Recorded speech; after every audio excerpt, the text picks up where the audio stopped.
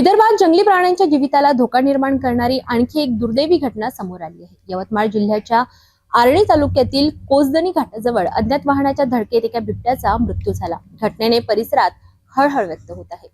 नागपूर तुळजापूर मार्गावर भीषण दुर्घटना घडली।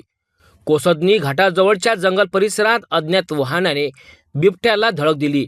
यामध्ये बिबट्याचा जागीच मृत्यू झाला। घटनेची माहिती मिळताच वन विभाग व पोलीस घटनास्थळी दाखल झाले। बिबट्याचा मृतदेह ताब्यात घेऊन पुढील तपास सुरू करण्यात आला आहे।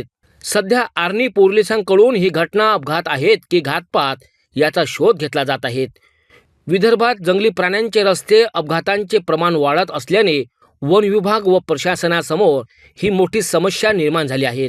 विदर्भातील जंगली प्राणी आणि महामार्गावरील वाढती वाहतूक यामध्ये समतोल राखणे ही प्रशासन आणि वन विभागासाठी मोठी जबाबदारी आहे।